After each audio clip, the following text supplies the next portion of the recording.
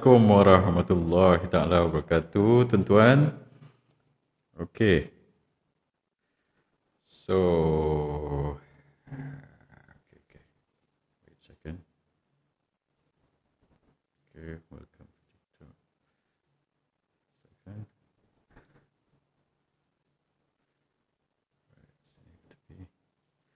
Assalamualaikum warahmatullahi taala wabarakatuh, tuan-tuan.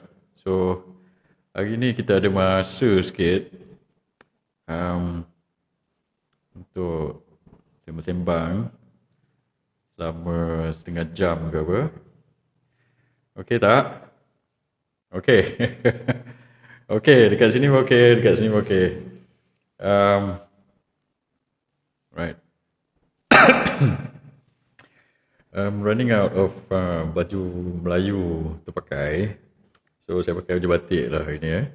So ni baju batik saya yang saya beli tu hari dekat Jekyll. So okey jugalah, selesa juga baju ni.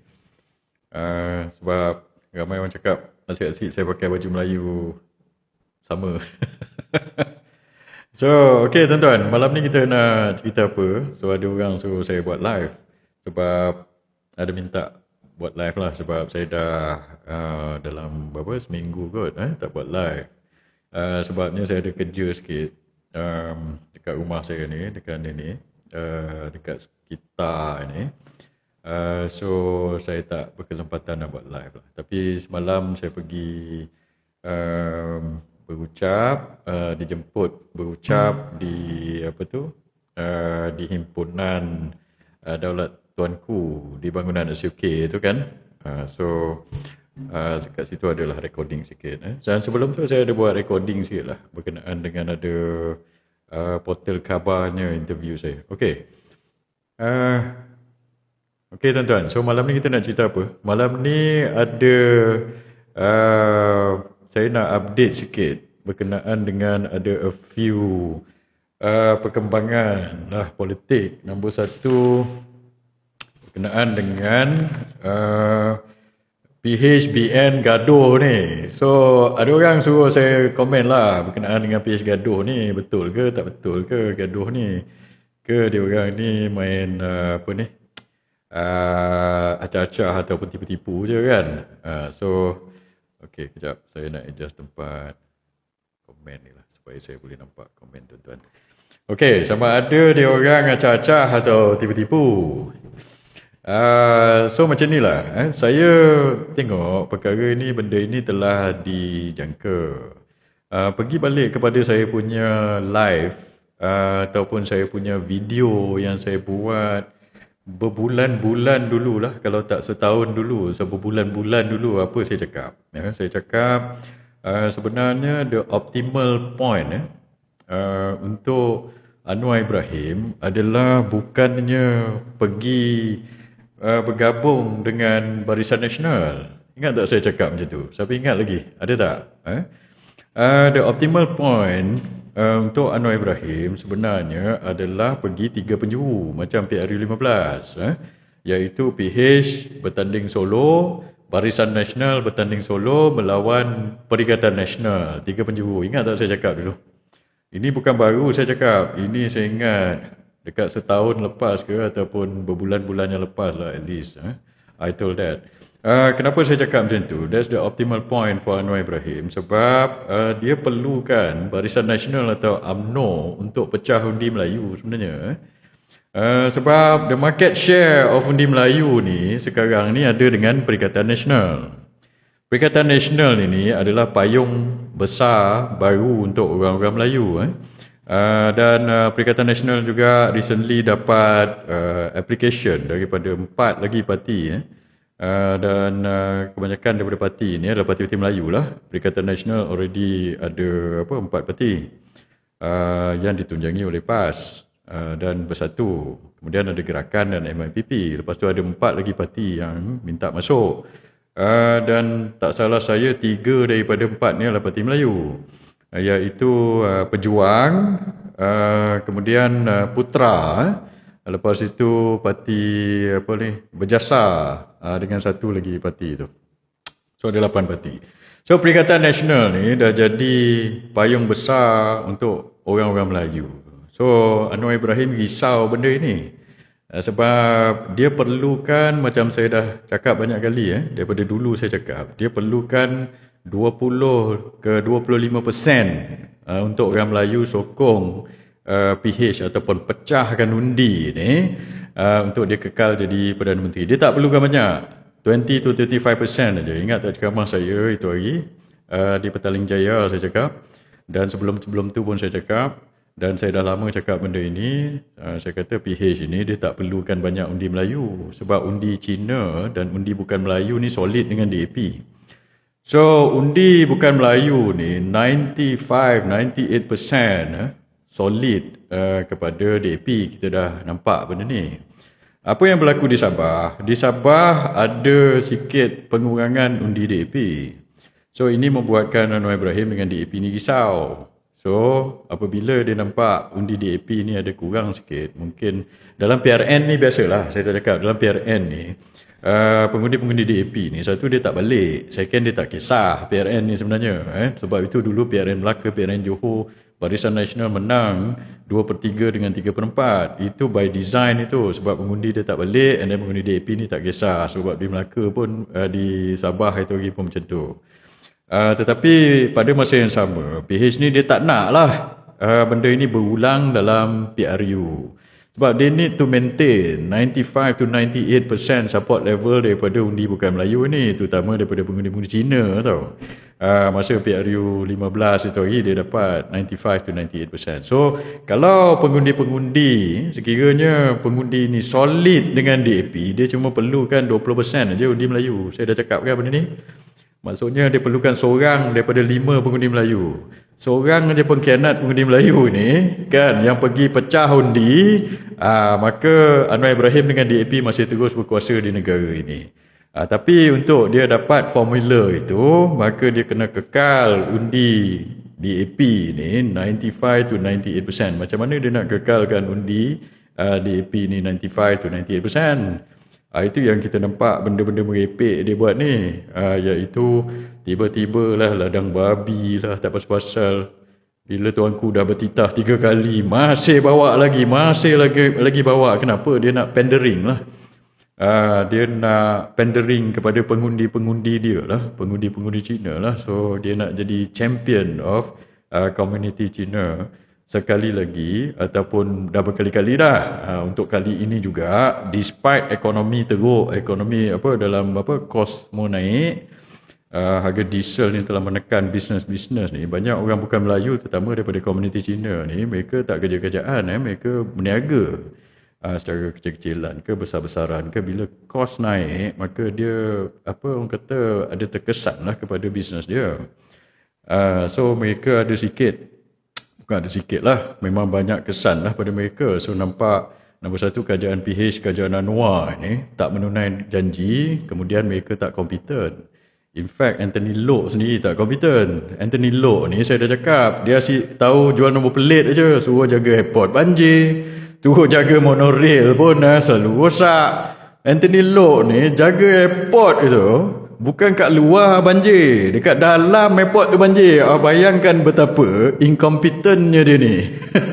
Tahu tak? Tapi bila dia bercakap, berdegar-degar. Tahu, berdegar-degar. Kita macam tadi dia cakap lah, berdegar-degar. Kejap lagi kita ulas sikit pasal politik yang ucapan Anthony Loke ni. Tapi dia ni memang tak perform.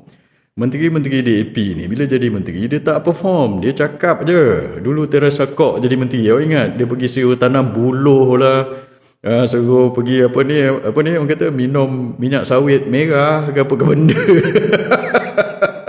Lepas tu ini ngah komen jadi menteri KPKT, dibuatnya my kiosk 150 juta tau. Apa jadi? So sebab itu saya kata menteri DAP ni dia tak reti mentadbir, dia incompetent. They run the economy to the ground, they run the government to the ground. Tapi untuk dapat balik penyokong ataupun undi-undi Cina yang dia dapat dulu 95 to 98%, dia kena bawa isu macam inilah. Tiba-tiba ladang babi, tiba-tiba UEC ni, tiba-tiba je kita nampak benda ni. pengiktirafan UEC.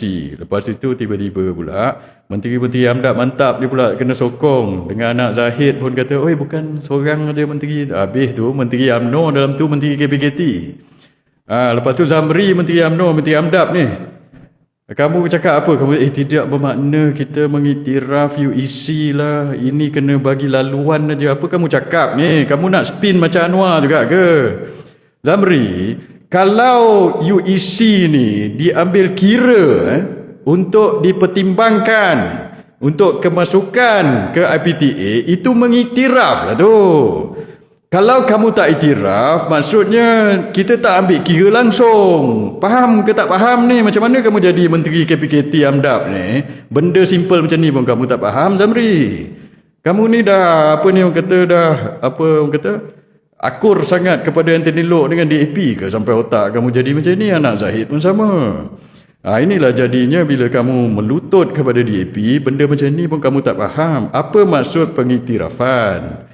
Pengiktirafan ni maksud kamu ambil kira. Bila kamu ambil kira, maksudnya itu mengiktiraf lah tu. Sebab kalau kita tak iktiraf, kita tak ambil kira langsung. Faham ke tak faham ni? Macam mana jadi menteri dia ni? Kalau kamu tak iktiraf, kamu tak ambil kira langsung. Kalau kamu ambil kira dalam kemasukan, itu maksudnya it is an acknowledgement lah dalam bahasa putih. Atau mengiktiraf lah itu. Janganlah nak pusing bend over backwards untuk benda ini. Dia orang ni. Itu maksudnya kamu mengiktiraf. So kamu pula nak menegak benang basah, lepas tu jadi macam ini. Mereka nak tarik undi Cina. Kamu pula dah digunakan. Kamu jadi tool tau. Orang putih kata tool tau. Ditunggang oleh DAP ni sebab dia nak raih undi Cina. So kali ni dia nak raih undi Cina, nak maintain 95 to 98% supaya dia tarik, dia suruh kamu sekarang ni, kamu pula AMDAP ni masih jadi tool lagi lah. Sebab apa? Berdasarkan isu-isu ini, isu ladang babi ni, isu UEC ni, maka kebarangkalian besar pengundi-pengundi Cina akan maintain lah. Macam saya kata itu 95 to 98% pada DAP ni. Dan balik pada apa yang saya cakap awal tadi, bahawa yang dulu pun saya dah cakap, the optimum point for Anwar dengan PH ni adalah untuk 3 penjuru. Kenapa? Sebab inilah, nombor 1, dia cuma perlukan 1 daripada 5 orang je pengundi ni. 1 daripada 5 orang pengkhianat yang Osman Wok, yang buang geng-geng AMDAP mantap. Kan, budak-budak macam Lokman Adam itu yang menjilat DAP, geng-geng macam itu. Geng Osman Wok, pengkhianat perjuangan orang Melayu, AMDAP mantap, macam tu dia perlu. 1 daripada 5 orang. Itu yang diperlukan. So dia maintain 95 to 98% undi dia perlukan seorang je pengkhianat daripada orang Melayu ni. Dia boleh terus maintain berkuasa. Second, kenapa optimal point? Sebab bila pergi 3 penjuru, dia tak susah payah untuk unding kursi dengan Barisan Nasional atau UMNO. Saya dah cakap benda ni lama dah. So sebab bila time pilihan raya, dia akan pergi Solo, kan saya cakap. Ini bukanlah benda surprise. Ada ni budak-budak baru nak up komen, Menteri besar Johor buat pengumuman UMNO go Solo. Ini sebenarnya kita ni bukan lagi lah AMDAP. La ilaha illallah. Kamu baru keluar gua ke? Orang dah tahu benda ni tahun lepas dah. Sebelum itu dah bertahun-tahun dah orang tahu. Kamu wayang je. Sekarang ni kamu nak berkuasa, kamu cium-cium mulut. Lepas tu bila last minute pergi pilihan raya, ini saya dah tahu 3-4 tahun lepas dah. Lepas tu kamu olok-olok lah acah-acah guna nak pergi Solo. Lepas tu acah-acah bergaduh macam sekarang ini supaya kamu boleh pergi Solo. Lepas tu kamu pun boleh maintain kursi, number of kursi kamu bertanding. Anwar Ibrahim pun tak payah nak unding kursi dengan kamu, dengan UMNO dan Barisan Nasional. So dia maintain kursi yang dia boleh bertanding, dan Amanah pun boleh maintain 44 kursi yang dia bertanding dulu. Tak payahlah nak share kursi dengan Barisan Nasional. So Anwar Ibrahim pun tak payah nak pening-pening kepala bagi-bagi kursi dengan kamu ni. Lepas itu bila dia pergi pilihan raya dengan kamu pula, dengan AMDAP ni pula, dia kena pikul 47 ni, Presiden AMDAP ni Zahid Hamidi. Dulu bila pilihan raya kita ingat kan, mereka ni yang cakap hoyah-hoy nak masukkan Zahid Hamidi dalam penjara 47 kes lah, inilah apalah, rasuah lah, abuse of power lah, mereka kempen macam itu. So pengundi-pengundi DAP dan pengundi-pengundi hardcore PKR dengan Amanah ni tak suka Zahid Hamidi ni. So bila pergi pilihan raya, macam mana dia nak pikul dia ni? So apakah langkah mereka? Langkah pergi Solo lah. Dia pergi Solo tak payah unding kursi, UMNO pun, Zahid Hamidi pun senang. Boleh bagi tahu kepada penyokong dia tak payah unding kursi dengan PH ni. Lepas itu kita pun kata, oh konon-kononnya kita pun tak sokong lagi dah DAP ni, tak jadi AMDAP lagi dah. Kononnya lah. Benda ini telah dijangka. So mereka cari jalan lah macam mana nak pergi Solo. Kali ni kita nampak apa jalan dia lah. Tiba-tiba pula dalam convention PKR ni panggil UMNO, ni pengkhianat UMNO panggil dia ni bangsat. Lepas tu pergi sama-sama pergi Solo, so tak payah unding kursi. So apa yang diperlukan itu yang kita dah nampak, dah lama dah nampak. Lepas tu DAP pula bawa isu UEC, ladang babi, mereka kekalkan 95 ke 98% pengundi bukan Melayu dan pengundi Cina ini dengan mereka. Mereka cuma perlukan 1 daripada 5 orang je. Setiap 5 orang Melayu dia perlukan seorang pengkhianat untuk pecah undi Melayu. So tugas pengkhianat ni dibagi kepada siapa? BN kalau pergi Solo ni lah. Bila BN pergi Solo, mereka pecah undi ni Melayu. Lepas tu esok bila dah apa orang kata selepas PRU, mereka cium mulut balik. Mereka akan bentuk kerajaan balik dengan PH ni. Jadi kerajaan PH AMDAP balik dah. So itu kita dah nampak lah. Sebab itu dulu masa dia pergi apa ni orang kata PR apa dalam krisis yang berlaku di Negeri Sembilan ni kan, walaupun dah ada peluang untuk mewujudkan kerajaan penyatuan ummah, dia tak nak. So sebab itu saya kata kali ini saya nampak di Johor dia akan pergi Solo, dia dah ini dah cakap dah. Johor dia kata memang kita dah jangka lah. Sebab nombor 1, Johor ini memang daripada dulu bukan kerajaan paduan. Kita menang, masa itu saya pergi pimpin sana, kita menang 40 daripada 56 kursi. Mereka tak perlu pun untuk bergabung dengan DAP ataupun PH di sana.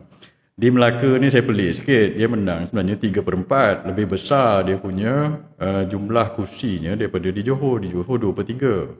Saya ngimpin di Melaka itu. Kita pun dan kawan-kawan saya memang ada contribution lah, ada saham lah dalam memenangkan Barisan Nasional masa kita menang 3/4 dulu. Dan sepatutnya juga, Raub, kamu tak payah bekerjasama dengan PH ni buat macam Johor. Tapi kamu ni kan tergedik-gedik juga nak jadi pumdap dekat situ, nak jadi amdap dekat situ, bekerjasama lah. Lantik pula lah DAP ni jadi esko. So kali ni macam mana? So kali ni Johor pergi Solo. Dan di Negeri Sembilan dia dah gaduh. So Negeri Sembilan pun dia akan pergi Solo juga. PH akan pergi Solo, bergaduh dengan BN dekat situ. Johor pun sama. Dan saya ingat the spill over tu akan pergi ke Melaka juga. Sebab Melaka ni pun susah untuk mereka unding kursi. Sebab Melaka ni masa, yalah saya buat kerja di Melaka itu dulu. Ingat? Zahid mana ada? Saya dah cakap benda ini. Zahid Hamidi masa PRM Melaka dulu kamu tak ada, kamu kat Jerman, ingat tak? Bila time keputusan baru dia balik. Saya ingat lagi time tu. So saya ada dekat situ time tu. Saya dengan Mak Hassan dengan bosku time tu, kita orang kempen sampai ini. Masa itu ramai orang tak nak datang pun PRM Melaka tu pasal dia orang ingat banyak kita kalah. Rupa-rupanya kita menang dapat 3/4. Dapat 21 daripada 28 kursi. So sekarang ni 21 daripada 28 kursi DUN di Melaka itu adalah dipunyai oleh Barisan Nasional. So kalau kamu nak gunting kursi macam mana? Kalau kamu gunting kursi dan formula dia kamu maintain kursi yang sedia ada yang kamu dapat, maka 21 kursi itu Barisan Nasional bertanding nak bagi PH dengan DAP ni bertanding berapa kursi? 7 kursi je. Bagi-bagi antara DAP dengan Amanah dengan PKR ni mestilah dia tak bersetuju. So last kamu akan bergaduh juga di Melaka itu, berebut kursi. Bila kamu bergaduh dan berebut kursi di Melaka, maka ketiga-ketiga negeri ni pun saya nampak akan 3 penjuru juga. So Barisan Nasional akan pergi Solo, PH akan pergi Solo, dan Perikatan Nasional lawan lah 3 penjuru dengan Perikatan Nasional dekat sana. Dan tadi ada pengumuman, dia kata apa bulan depan nak bubar kan. So kalau bulan depan bubar, sekarang ini bulan Mei, so bulan Jun bubar, maka pilihan raya bulan 7 lah. Mungkin lepas orang balik haji lah kot, bulan 7. So kita akan nampak serentak lah pilihan raya. So sebab tak masuk akal akan buat apa Johor dulu, lepas tu Negeri Sembilan, lepas tu Melaka. Penat dia orang nanti, duit pun banyak keluar. So sebab itu saya tengok tadi siapa ni kata, Anthony Loke pun kata apa, dia kata kalau bubar Johor, dia pun nak bubar Negeri Sembilan.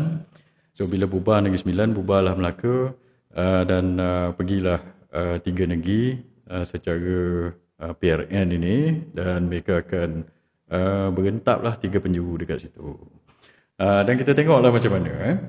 So bila berentap 3 penjuru, samalah macam saya cakap tadi, walaupun di Johor ini yalah macam saya cakap lah, UMNO dekat itu kubu kuat UMNO itu, Perikatan Nasional dekat situ, PAS ke Bersatu ke, tak sekuat UMNO lah. Ini kita akui lah dekat situ kan. Di Melaka dan Negeri Sembilan ini saya ingat semua mempunyai peluang yang sama lah. Cuma kalau pergi 3 penjuru di Melaka dengan di Negeri Sembilan itu, kita nak, of course kita nak penyatuan Melayu. Dan macam saya cakap awal tadi, bahawa parti-parti Melayu ni sekarang berpayung di bawah Perikatan Nasional. So siapa-siapa yang pergi untuk memecah undi Perikatan Nasional ini, itulah dia pengkhianat. Ini yang menjadi masalah. Sebab PH memerlukan cuma 1 daripada 5 orang yang mengkhianat untuk pecah undi ini. Dan saya dah tulis tadi berkenaan dengan PRN di negeri ini. Saya banyak concentrate sekarang ini, kita nampak untuk PRU lah, sebab itu the main one lah. Tapi negeri-negeri ini pun akan memberi indikasi awal lah apa yang akan berlaku. Sebab itu juga saya tak rasa Anwar akan bubar parlimen sekali dengan PRN. 3 negeri ni saya tak rasa lah. Walaupun Anwar dia sembang lah, cakap tadi, Anwar ni memang kaki sembang lah. Dia kata konon-kononnya, kalau ini tak puas hati aku bubar je lah semua kan. Dia cakap macam tu. Tapi saya nak cakap macam ni pada Anwar Ibrahim, saya tak rasa kamu berani. Saya rasa kamu pengecut. Saya tak rasa kamu berani untuk bubar sekali dengan PRU, bulan depan sekali dengan 3 PRN. Anwar Ibrahim, kalau kamu dengar Datuk Seri Anwar Ibrahim PMX, saya kata kamu penakut. Saya tak rasa kamu berani bubar. Kalau kamu berani Anwar Ibrahim, kalau kamu anak jantan, kamu bubar parlimen sekali dengan PRN ni pada bulan depan. Itu kalau kamu anak jantan lah. Yang kamu cakap tu tak boleh pakai, sebab sebelum ini pun kamu sembang kencang aja, cakap kamu mana boleh pakai. Nampak? Kita tak boleh pakai. Kamu bila berucap depan penyokong sendiri, memanglah babi pun boleh terbang, kamu cakap. Tapi memang kamu cakap sembang kencang, kamu tak boleh. Ni, pada pandangan saya dan pada pandangan ramai orang, kamu ini penakut, pengecut. Saya tak rasa kamu ini akan bubar parlimen sekali. Macam kamu cakap tu, kita bubar je lah, lawan je lah, serah ni. Ini sembang je lah. Kamu penakut lah, Noah. Nak pergi mahkamah, nak pergi mahkamah kes Yusuf Router pun takut. Macam-macam tangguhan. Ini kan nak bubar parlimen sekali pada bulan Jun ni. Noah. So saya tak rasa kamu berani. Apa yang saya rasa atau kita nampak Anwar Ibrahim akan buat, sebab dia tak pasti sebenarnya the outcome of PRU ini ataupun the sentiment rakyat semasa kepada dia ni sebenarnya. Dan saya ingat dalam PKR pun mereka tengah takut. Takut sebab itu lagi analisa yang dibuat oleh anak ada sini, Nurul Izzah. Cakap daripada 66 kursi yang PKR nak bertanding tu, cuma 7 saja kursi selamat. Sampai kawasan Ramanan sendiri naik presiden sampai menggelitik. Ramanan kata mana ada kawasan aku selamat lah. Lama Ramanan pun Sampai menggeletik bila orang kata kawasan dia tak selamat. Maksudnya apa? Maksudnya mereka pun tak confident. Sebab mereka tak confident sebab saya rasa subconsciously atau consciously sedar atau tidak, mereka tahu bila mereka memerintah selama 4 tahun ni mereka tak perform, mereka menyusahkan rakyat.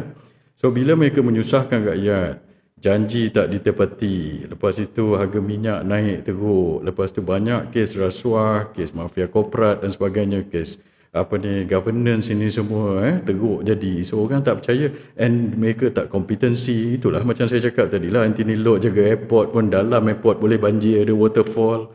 So apa benda kamu orang ni boleh buat? Hutang negara sampai limit ini macam ini. So sebab itu saya cakap rakyat tunggu masa. Rakyat 5 tahun sekali aja boleh membuat something yang untuk memberi kesan kepada kamu.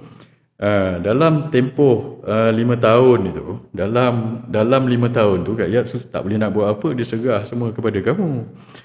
Tapi dalam 5 tahun tu macam-macam kamu buat. Pergi bully rakyat, rampas-rampas telefon orang yang tiba-tiba je kamu tuduh ini, macam-macam lah.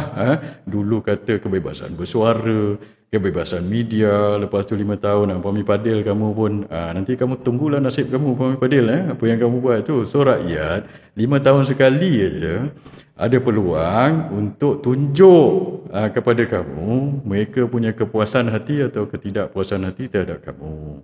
Dan sekarang ni saya nampak rakyat memang tak puas hati gila, tak puas hati betul dengan kamu. Bila rakyat tak puas hati, kamu tunggulah PRU nanti macam mana. Kamu sendiri tahu, kamu sendiri tak confident bila kamu nak pergi PRU ni kan. So sebab itu saya tak rasa kamu akan buat PRU pada bulan depan atau bubar parlimen bulan Jun untuk PRU pada bulan Julai ni. Sebab kamu tak boleh nak ini. Nombor satu, kamu tak confident. And then kamu tak boleh nak gauge macam mana. So apa yang kamu akan buat?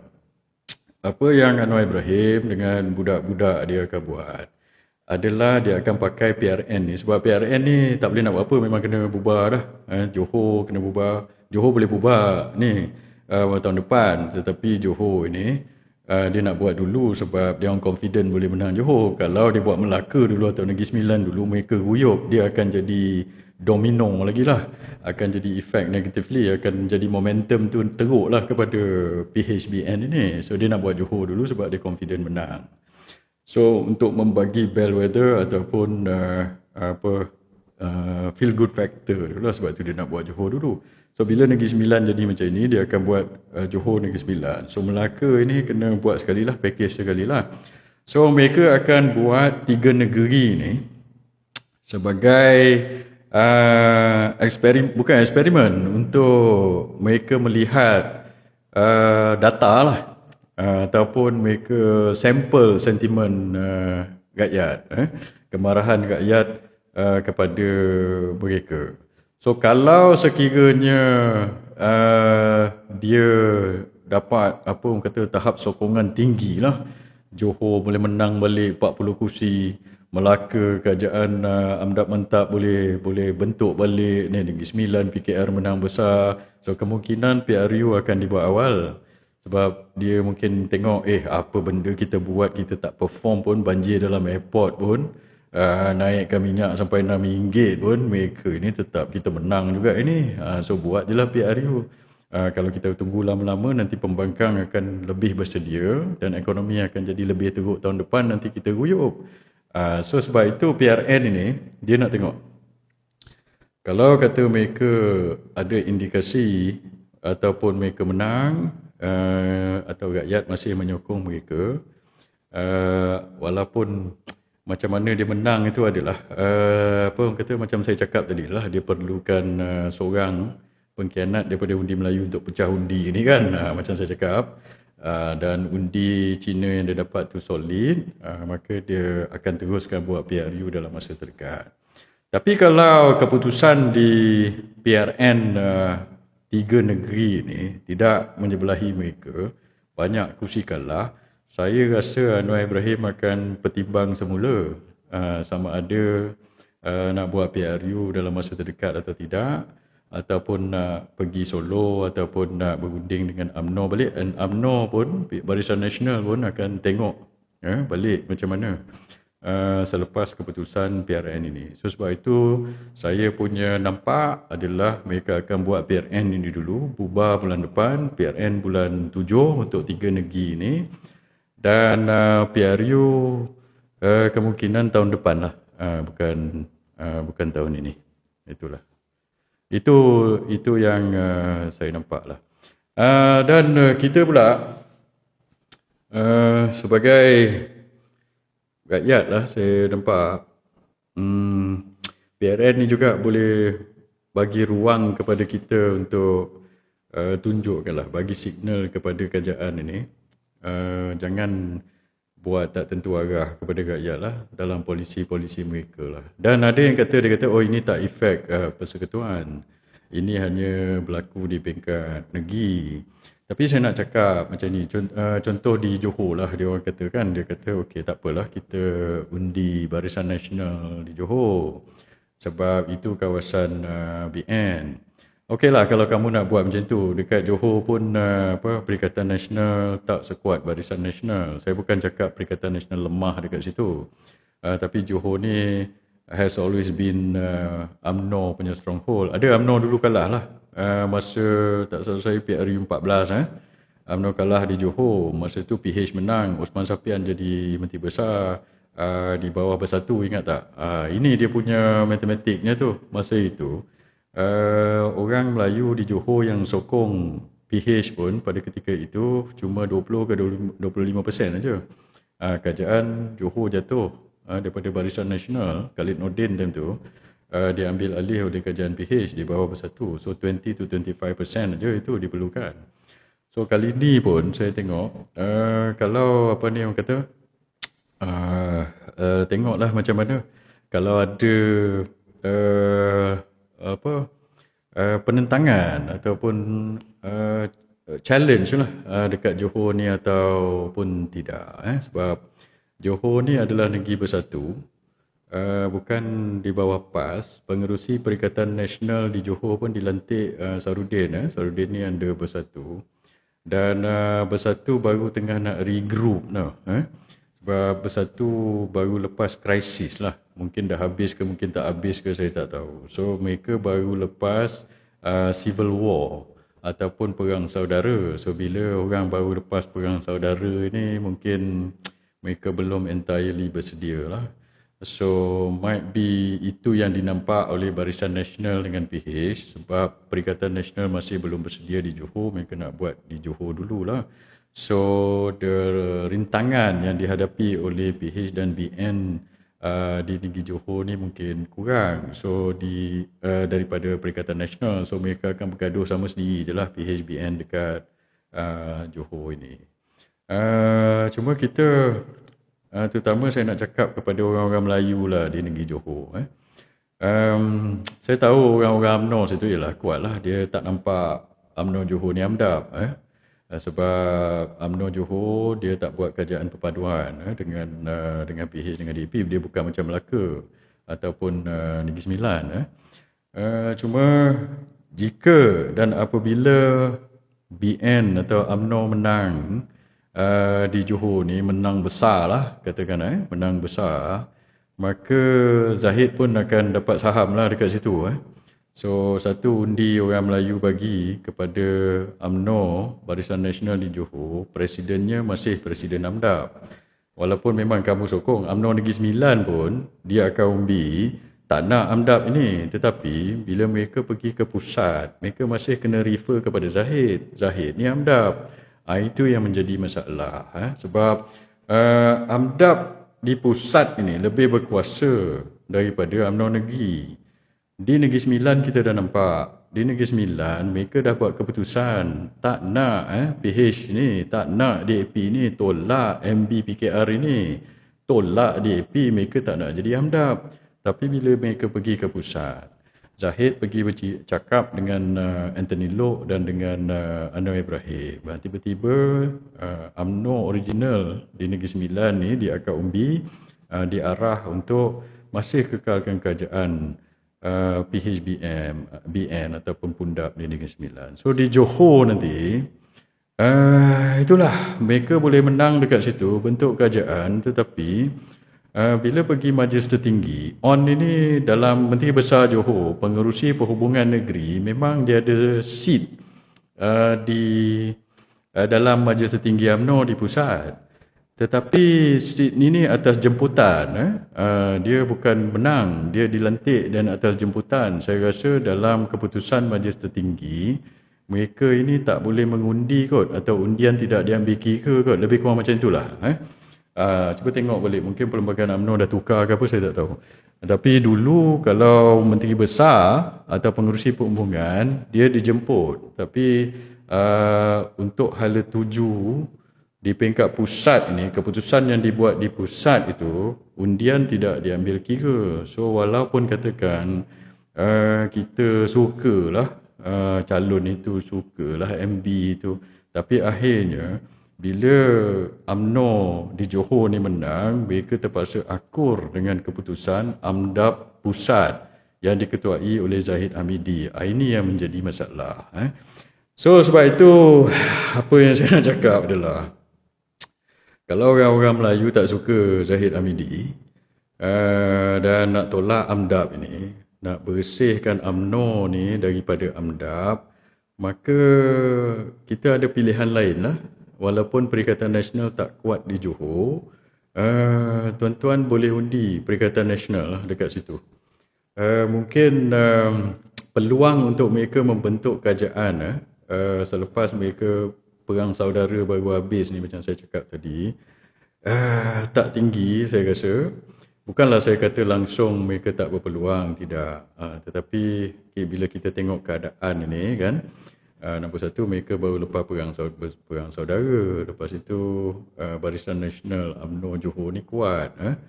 Dan apabila jadi macam itu, kita tengok mungkin masih ada peluang, tetapi kena kerja keras dan cabarannya besarlah untuk mengambil alih kerajaan di negeri Johor.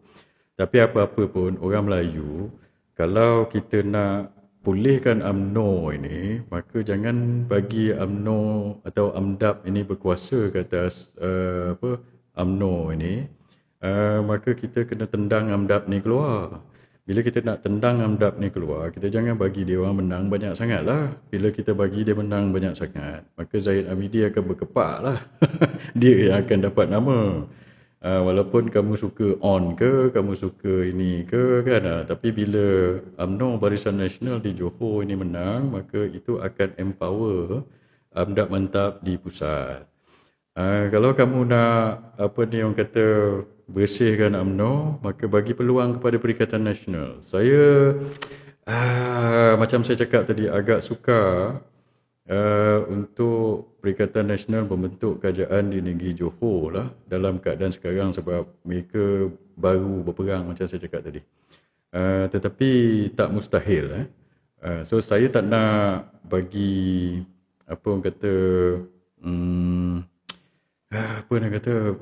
terlampau overly optimistic lah. Cakap boleh menang, sebab saya pernah berjuang di Johor tu, saya tahu politik dia macam mana. Di Melaka, saya rasa kita Perikatan Nasional ada peluang yang besar.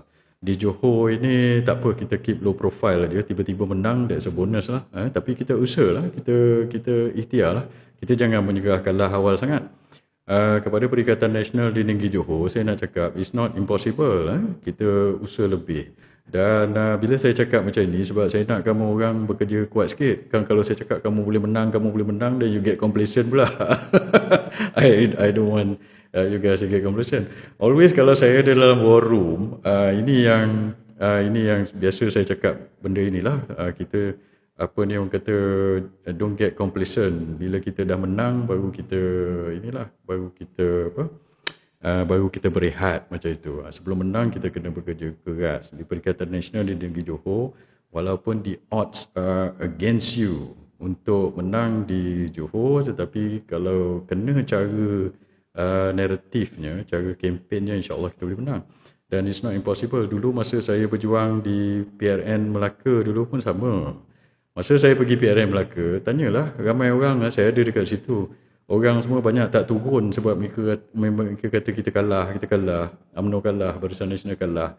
Penganalisa politik apa ni orang kata semua kebanyakan daripada mereka kata kita tak boleh menang dekat situ. Sampai banyak ahli-ahli politik UMNO dalam UMNO sendiri dalam kajian pada ketika itu tak turun dan sokong.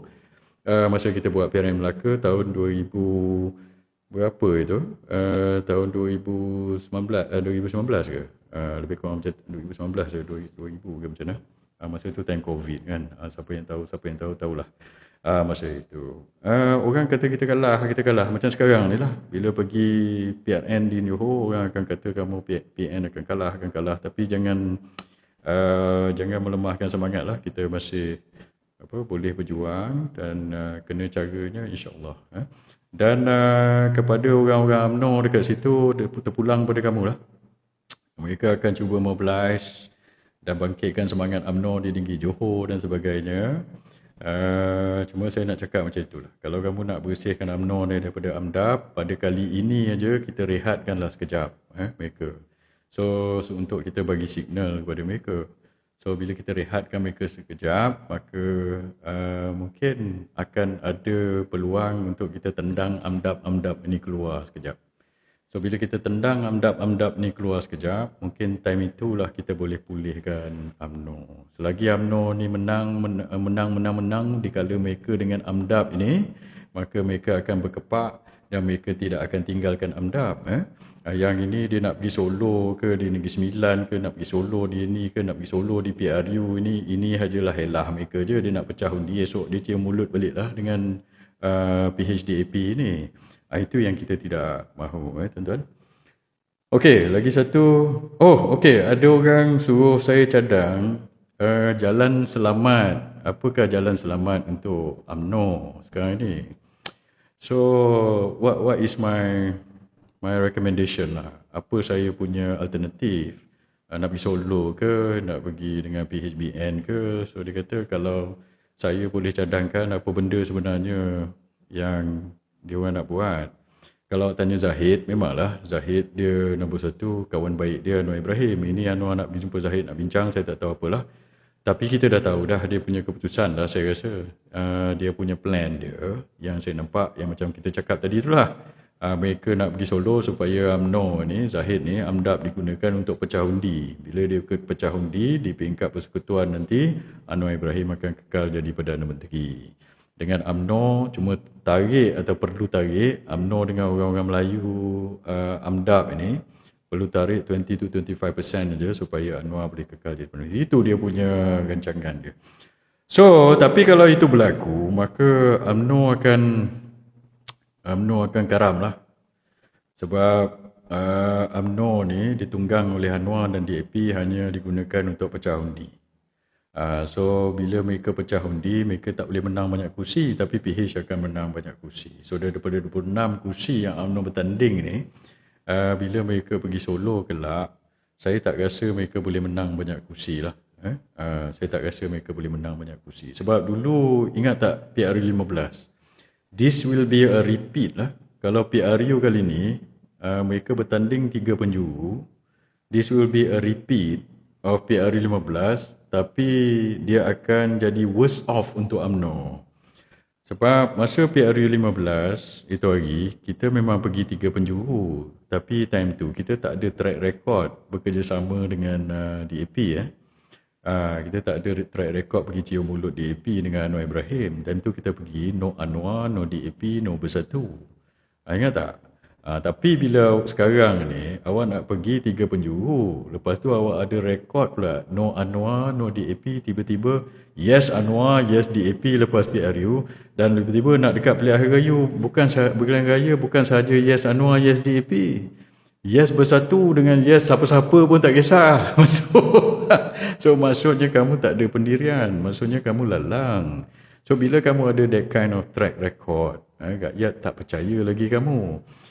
Dan masa PRU 15 tu, UMNO kalah banyak kursi sebab salah satu faktor ialah faktor 47 kes mahkamah hoya hoi tu. Ingat tak DAP, semua PH, semua menyanyi hoi hoya hoi, penyamun dan sebagainya nak masuk Zaid Hamidi dalam penjara. So kali ni, saya ingat dalam 2-3 hari ni akan ada lagi lah dia punya lagu tu akan dimainkan balik. Kamu tengoklah PKR ni, kamu orang-orang AMDAP ni selalu kutuk-kutuk PAS lah, kutuk Tun Mahathir lah. Tapi kamu tahu tak, yang menyanyi Hoya Hoi PR15 bukannya PAS, bukannya Bersatu, bukannya Tun Mahathir. Yang menyanyi Hoya Hoi yang kamu kalah itu adalah Anwar Ibrahim, adalah DAP, adalah Amanah. Kali ni mereka tadi dah panggil kamu pengkhianat. Minggu depan mereka akan nyanyi balik lagu Hoya Hoi. Nak kamu punya kes mahkamah itu tak settle lagi tu. Kamu minta DAA kan? Sekarang DNAA kamu pun dipersoal sekarang ni. Esok kamu pergi pilihan raya, dia telanjangnya kamu nanti. So sebab itu kamu kena tengok musuh kamu sebenarnya siapa ni. So sekarang, dulu PR15 kamu kalah pasal Hoya Hoi pergi 3 penjuru. Masa itu Anwar Ibrahim PDP dia bukan kerajaan, dia tak ada sumber macam sekarang. So kali ni dahlah kamu ada rekod kamu ada rekod cium mulut 4 tahun dengan PH, dengan DAP, dengan Anwar Ibrahim. Lepas itu kamu ada rekod pula dah bila kamu dalam kerajaan kamu tak boleh buat apa. Tengok dalam isu URA, dalam isu UEC ni URA itu last minute bila pembangkang tolak tentang dalam parlimen, saya sendiri bercakap pasal URA itu, menentang URA. Last minute kamu goyang, barulah kamu tolak URA itu. Kalau tidak kamu diam aja. Isu ladang babi sama juga, pembangkang yang suarakan last minute kamu goyang, kamu pun masuk line. Lepas tu okeylah, alhamdulillah semalam kamu join di bangunan SUK tu, Himpunan Daulat Tuanku menolak ladang babi ni kan. Pasal UEC sekarang ni kamu menteri dalam dalam kabinet, kamu terpaksa akur dengan mereka. So itu pasal bila kamu ada track record macam ini, track record cium mulut dengan Anwar, cium mulut dengan DAP. Lepas itu sekarang ni kita nak lawan PH ni, Anwar Ibrahim Perdana Menteri, dia dalam kerajaan, dia ada sumber yang banyak. Kamu pergi 3 penjuru esok, keputusannya bukan sahaja akan jadi repeat keputusan PR15, dia akan jadi lebih teruk kepada kamu berbanding keputusan PR15. Kalau PR15 Barisan Nasional pergi 3 penjuru dengan Zahid Hamidi sebagai presiden, time itu kamu dapat 30 kursi tapi di Semenanjung kamu dapat 24 kursi je tak salah saya. 6 lagi kursi itu di Sabah Sarawak. So 24 kursi aja UMNO menang. Daripada 120 kursi Melayu di Semenanjung Malaysia, UMNO Barisan Nasional cuma menang 24 kursi. Itu PR15. Sekarang ini, bila keadaan macam ini yang kita cakap tadi ini, kamu rasa kamu boleh dapat berapa kursi? So sebab itu saya cakap, bila PRU esok, kamu pergi dalam keadaan tempang, desperate macam ni, terdesak macam ni, kamu tak boleh even maintain 24 kursi tu pun. So tugas kamu yang dibagi oleh Anwar Ibrahim adalah pecah undi Melayu, jadi pengkhianat, tarik 1 daripada 5 orang ini daripada undi kepada Perikatan Nasional untuk Anwar kekal jadi Perdana Menteri. Itu je lah tugas kamu, jadi macai, jadi balaci, jadi kadam. Lepas itu UMNO akan hancur lah. Kamu mungkin boleh menang berapa? 5-6 kursi. Lepas tu Anwar Perdana Menteri, kamu jadi parti yang hierarki kamu lagi rendah daripada PAN, lagi rendah daripada kadam. Habislah UMNO lepas itu. So sebab itu, untuk selamatkan UMNO, kita tak boleh buat macam itu. Apa cadangan saya? Cadangan saya begini, saya dah cakap dalam ucapan saya berbulan-bulan lepas. Saya kata apa?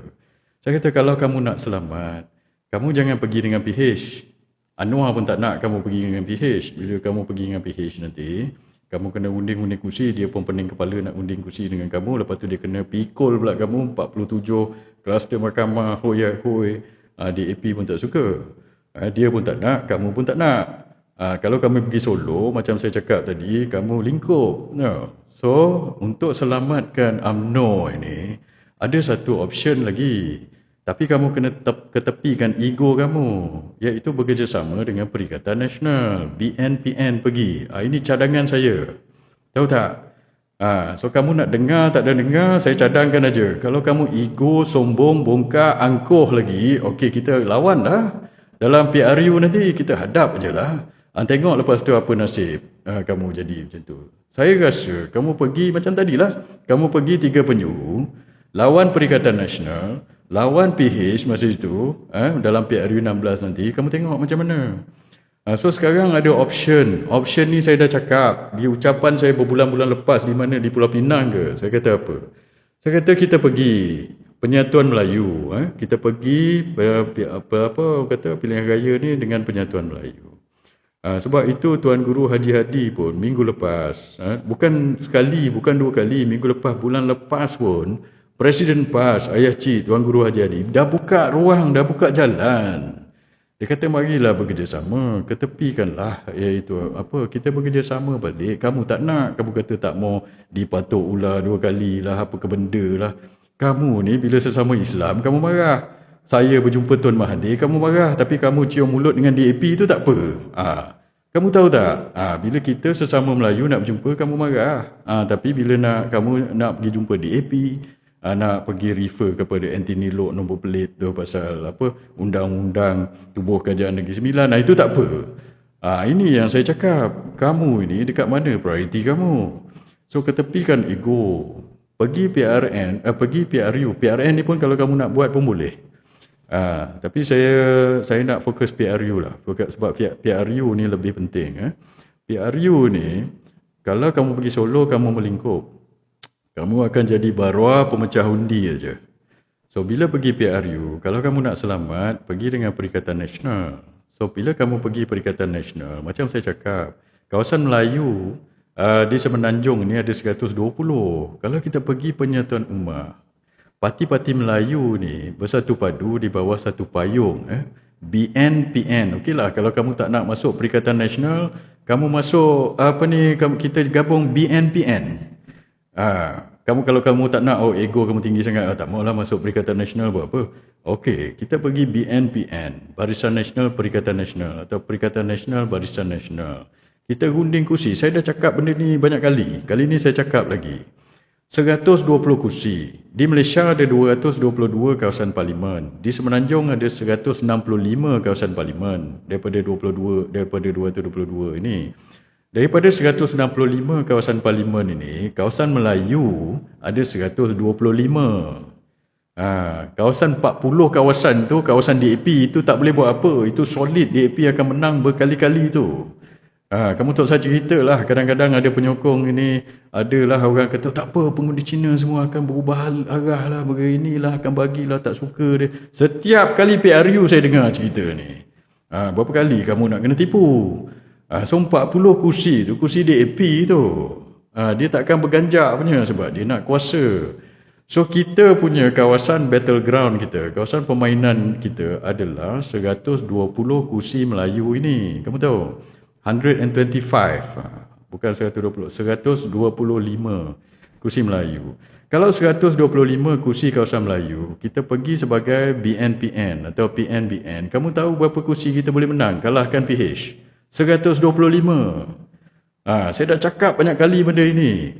Kalau kita pergi Perikatan Nasional, Barisan Nasional, kita runding kursi siap-siap, kita lawan PH ni di bawah banner Penyatuan Ummah ini, kita boleh menang 125 kursi, Zahid.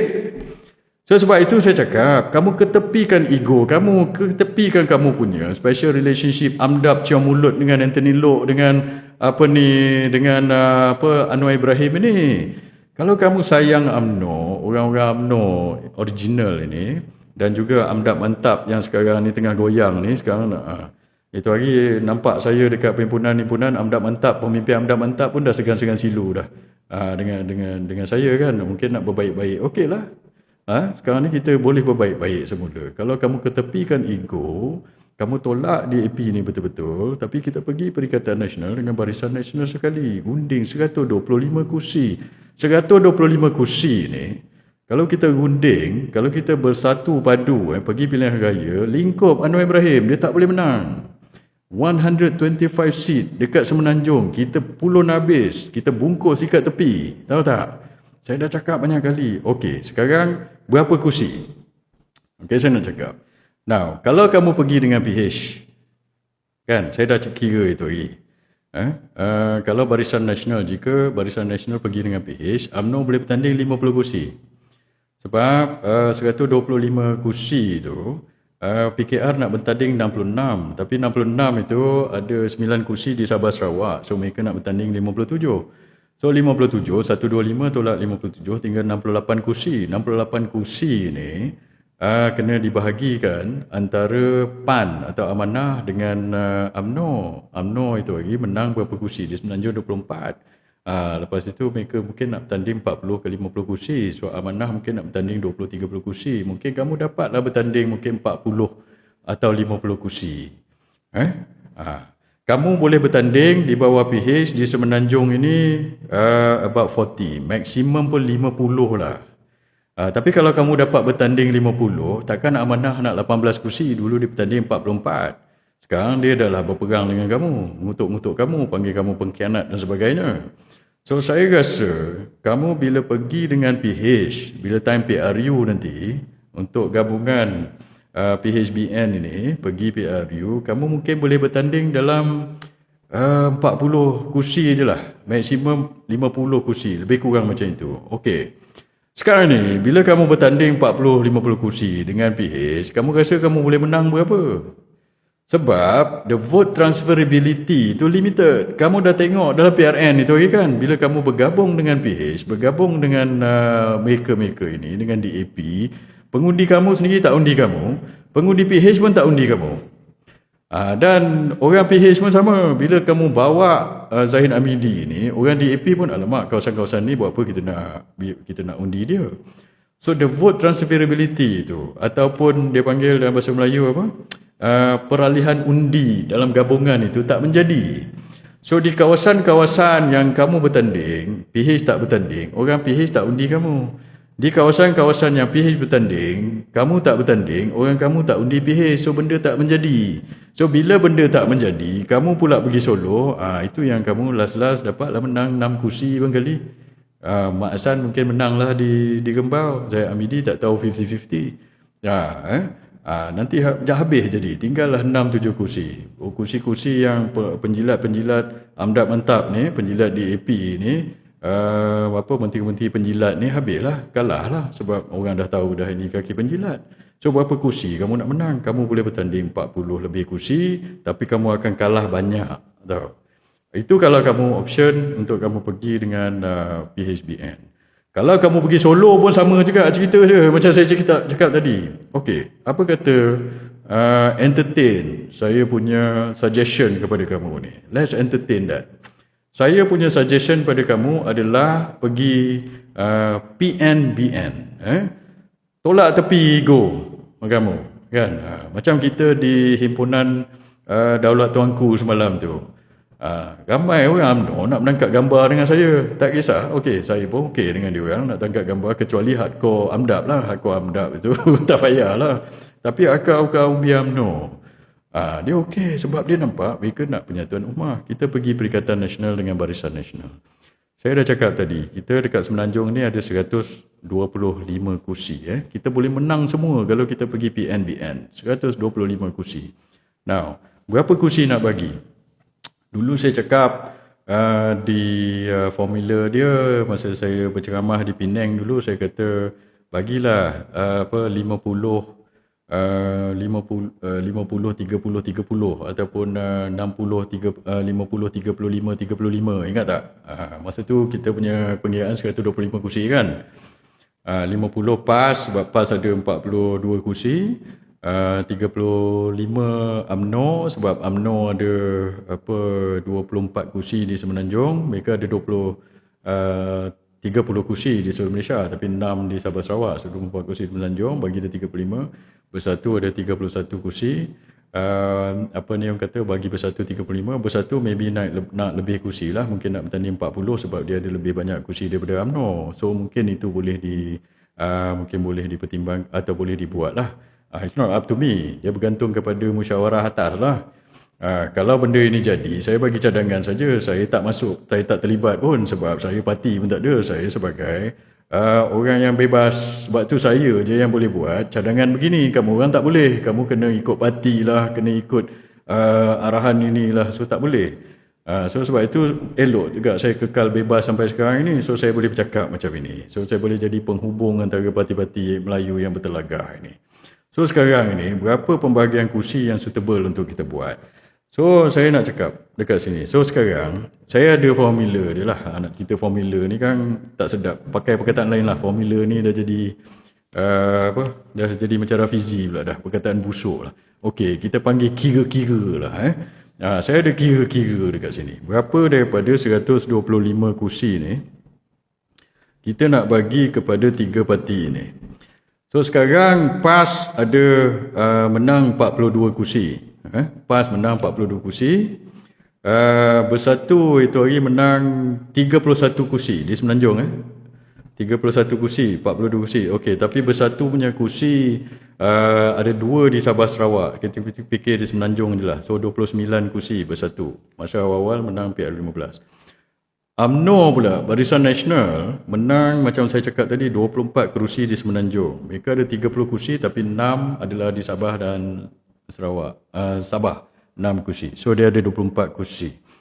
So jumlah yang mereka ada sekarang ni adalah kalau kita gabung Perikatan Nasional dengan Barisan Nasional 42 campur 29 campur 24 iaitu 95 kursi. 95 kursi. 95 kursi. So sekarang kalau Pakatan Perikatan Nasional campur dengan Barisan Nasional, between us kita ada 95 kursi. PAS ada 42 kursi. Barisan Nasional ada 24 kursi di Semenanjung dan Bersatu ada 29 kursi. So 95 kursi. So itu maksudnya dekat Semenanjung ada 125 kursi, kita ada 30 kursi ni untuk dibagi-bagikan. Ini kursi PH ni 30 kursi. Untuk kita bagi-bagikan antara 3 parti besar ni. So saya punya cadangan adalah setiap parti tambah 10 lah. Tambah 10. Ini kira-kira saya. So kalau PAS sekarang ni ada 42 kursi, PAS bertanding 52 kursi, 42 campur 10. Bersatu ada 29 kursi di Semenanjung. Bersatu bertanding 39 kursi. 39 kursi sebab 29 campur 10. Dan UMNO di Semenanjung atau Barisan Nasional ada 24 kursi. UMNO bertanding 24 campur 10, 34 kursi. So totalnya akan dapat 125 kursi di Semenanjung ini. So kalau itu formulanya, setiap parti yang 3 parti besar dalam Perikatan Nasional dengan Barisan Nasional ini bergabung, maintain kursi yang sedia ada tambah 10. Itu kira-kira dia. So if that's the case, then kita bertanding 125 kursi. 125 kursi ini kita boleh tapau habis. UMNO daripada 24 kursi di Semenanjung, kamu boleh dapat 34 kursi. Kamu tahu tak?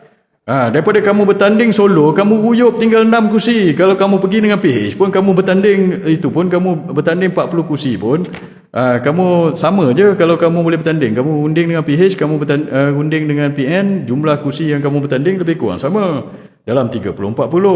Beza je kalau kamu pergi dengan Perikatan Nasional, kamu boleh menang banyak kursi, 30 lebih kursi kamu menang Barisan Nasional. Tapi kalau kamu pergi solo atau kamu pergi dengan PH, kamu tengoklah macam mana, sama ada kamu boleh menang berapa, teruk jadi. So inilah dia pertimbangan dan keputusan yang kamu kena buat.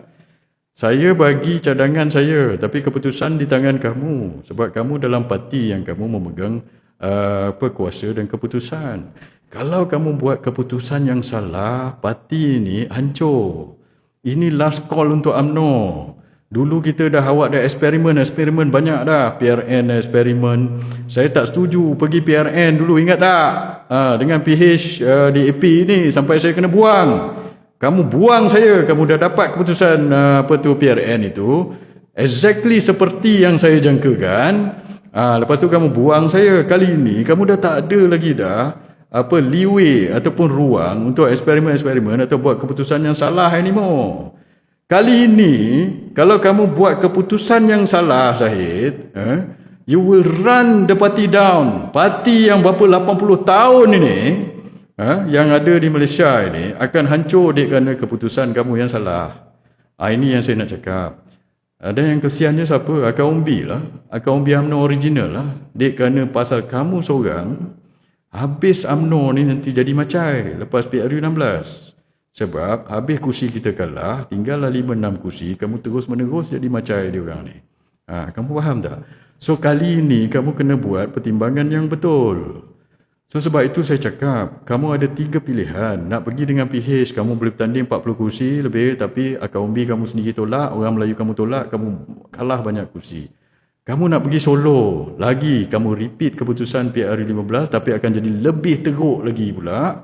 Dengan keadaan Anwar Ibrahim pegang sumber, dengan kamu ada track record yang tak bagus, cium mulut dengan mereka ini, lagi teruk jumlah kursi. So sekarang saya bagi kamu cadangan.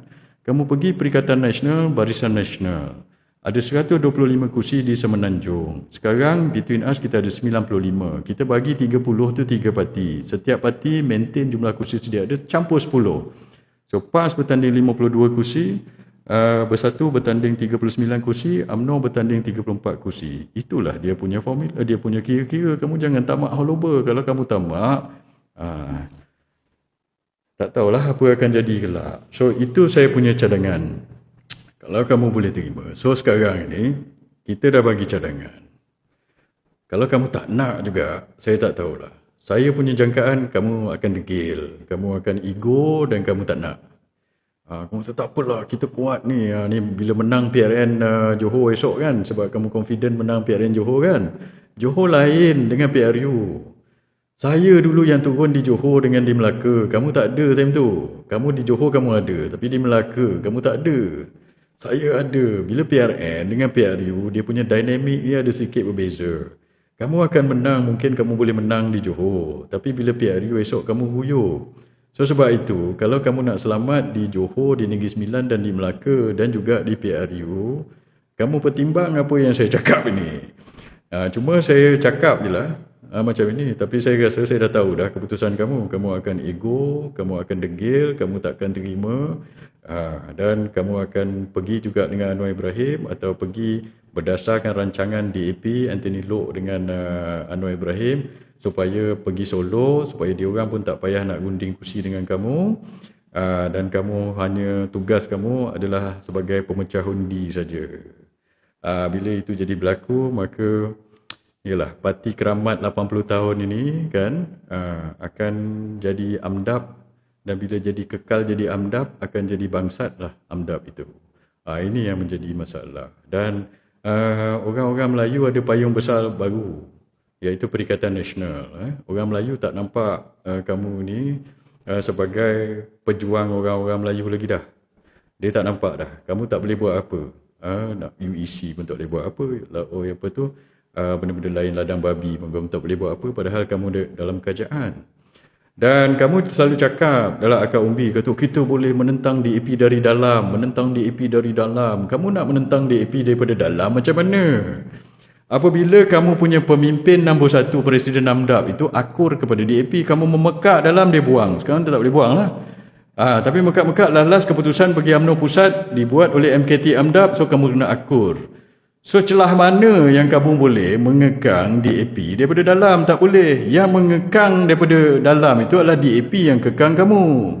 Sebab dia yang berkuasa dalam kerajaan. Dia pegang duit. Anwar pegang duit, pegang resource. Lepas tu Anwar ni punca kuasa, dia adalah DAP yang kekang kamu. Kamu tak boleh lawan dia daripada dalam. Kalau kamu nak lawan, nak tendang DAP ni, kamu kena keluar daripada kerajaan perpaduan ini, jadi pembangkang macam saya, kita lawan betul-betul. Baru kita boleh buat tekanan. Kalau tidak, suara kamu macam seolah-olah anjing menyalak bukit aja. Kamu dalam tu, dia pandang kamu pun tidak. Dia kata, alah ini budak-budak, ini cari makan pun dengan aku. Aku yang bagi makan, duit aku yang bagi. Korang ni semua bising je lah. Tapi tak boleh nak buat apa. Itu yang berlaku kepada kamu sekarang. Sebab kamu bila dah masuk situ, mereka yang kekang kamu, bukan kamu yang kekang mereka. So sebab itu, kamu tak orang kata berjiwa kental lah sikit. Jangan jadi penakut. Bila kamu ada dalam itu, sebab saya tahu sebab kamu takut nak jadi pembangkang. Jiwa kamu tak kental, kamu tak ini. Bila kamu dalam perjuangan politik ni, jiwa kena kental lah. Beranilah sikit keluar jadi pembangkang. Bila jadi pembangkang, memanglah macam-macam lah kena tekanan. Macam saya ni, dah berapa tahun dah jadi pembangkang. Saya jadi pembangkang dah 8 tahun, kamu tahu tak? Sejak 2018, in fact, masa langkah Sheraton pun saya tak ada dalam kerajaan. Saya jadi pembangkang dah 8 tahun. Kamu tahu, segala benda saya lawan, tak ada masalah. Kamu ni nak jadi pembangkang setahun pun penakut. Jiwa perjuangan tak kental langsung, takut jadi pembangkang. Sebab apa takut jadi pembangkang? Takut kena tekan lah, takut inilah. Kamu kata 1 sen tak guna lah. Kamu dalam perjuangan untuk agama bangsa dan tanah air, kena jiwa kental lah. Ini penakut, macam mana nak jadi pejuang kalau penakut? Ini tak nak kena ada dalam kerajaan, kan esok kan tak dapat cek makan, lepas itu ini. Perjuangan langsung tak ada kekuatan, tak ada kekentalan. Jadi penakut tapi nak berjuang dalam politik macam mana? Kali ini last call untuk kamu. Kalau sebelum ini kamu penakut, kamu tak sanggup jadi pembangkang, tak sanggup nak bekerjasama dengan Perikatan Nasional, tetapi oleh kerana dia punya stake is high right now. Taruhannya adalah besar. Taruhannya adalah Parti Keramat UMNO 80 tahun ini. Yang kita semua sayang. Yang sekarang dipimpin oleh AMDAP. So untuk kita buang AMDAP ini, buang dewan-dewan ini yang perlu kita lakukan. Kalau tidak, dalam tempoh setahun 2 ini, lepas PRU habislah. Parti ini semua tak ada lah. Lepas ni AMDAP selama-lamanya lah. So sebab itu saya cakap, sekarang ni is the time for you, orang-orang UMNO original dan pemimpin-pimpinan UMNO ni, for you to have courage. Before this you don't have courage. Kamu takkan boleh jadi pembangkang macam saya. Kamu setengah daripada kamu, satu hari jadi pembangkang pun kamu penakut. Saya tahu. Kamu tak boleh hilang jawatan, tak ada jawatan tak boleh. Tak ada pendapatan daripada kerajaan tak boleh. Tak boleh nanti kan kena tekan mahkamah, kena naik turun mahkamah, kena masuk penjara. You don't have the courage, I know. Saya 8 tahun dah jadi pembangkang, kamu tahu tak? But this time around, last kali ini, have some courage, Sebab pertaruhannya adalah parti yang kita sayang ini. Kalau kamu tak mampu untuk jadi pembangkang dan berjuang macam saya 8 tahun, tak apa. But at least for the last year ni, ini yang akan membentuk, untung nasib UMNO selepas 80 tahun. Sebab kalau kamu buat keputusan yang kalah, kamu pengecut, penakut dan you don't have courage right now, maka parti yang kita sayang 80 tahun akan terkubur lepas PRU 16. Mungkin kamu boleh menang lah 6 kursi ke, 8 kursi ke, tapi lepas tu kamu akan jadi AMDAP bangsat kerana terpaksa ikut Anwar Ibrahim dengan DAP untuk selama-lamanya kamu tak boleh bangkit. So sekarang ni, you must have courage. Buat benda ini bekerjasama dengan Penyatuan Ummah ini untuk perikatan dan dengan Perikatan Nasional, tolak tepilah perbezaan ini dan tendang keluarlah orang yang bawa mulut busuk ni, yang anti penyatuan ini. Banyak orang anti penyatuan, terutama yang penjilat AMDAP, yang macam saya cakap tadilah, bila kita jumpa sesama parti-parti Melayu dengan PAS, dengan Bersatu, mereka ni rasa rimas. Bila saya jumpa Tun Mahathir, macam-macam lah. Hisham Jalil jumpa Tun Mahathir, tak boleh. Padahal Tun Mahathir tu adalah Presiden UMNO paling lama, kamu tahu tak? Presiden UMNO paling lama. UMNO menang 2/3, sentiasa menang 2/3 di bawah Tun Mahathir. Kalau kamu benci Tun Mahathir sangat pun, kamu jangan lupa jasa dia kepada UMNO. Tapi ini tidak. Kamu yang ingat jasa DAP tu. Pergi cium mulut dengan Anthony Loke tak apa. Tapi pergi dengan Tun Mahathir, dengan Bersatu tak boleh. Inilah hipokrasi kamu. So kepada orang-orang macam itu, kita kena tendang keluar dulu. Mereka ini anti penyatuan ummah. Mereka ada je cerita untuk kita ni berpecah. Tahu? Tak boleh. Ini tak boleh. Ini jumpa-jumpa dia orang ini semua tak boleh. Tetapi dengan DAP tu, mereka buat-buat tak nampak aja. Ini adalah pengkhianat. Inilah yang saya kata dalam watak buang dalam cerita Sarjan Hassan. Inilah dia watak-watak dia ni. Mereka tak boleh. Kalau ada jalan untuk orang-orang Melayu bersatu, mereka tak nak. Mereka nak juga mencari mencari jalan untuk memecahkan orang Melayu. Mereka ni lah pengkhianat bangsa sebenarnya. So kita tolak pengkhianat bangsa itu. Kita pergi balik. Ini cadangan kira-kira saya. So kalau kamu nak jalan yang selamat untuk penyatuan ummah, ini yang kita kena buat. Tapi saya jangka pemimpin AMDAP takkan buat. Dia akan cari jalan untuk orang kata pergi, sama ada pergi dengan Anwar atau DAP, atau pergi solo tapi memecah undi jadi Barwa dan jadi Balaci PHDAP. Itu yang saya rasa mereka akan buat lah. Tapi I've done my part. Saya dah bagi cadangan. Saya tahu kamu takkan dengar. Kamu lagi selesa jadi barwa. Kalau kamu selesa jadi barwa, teruskanlah jadi barwa.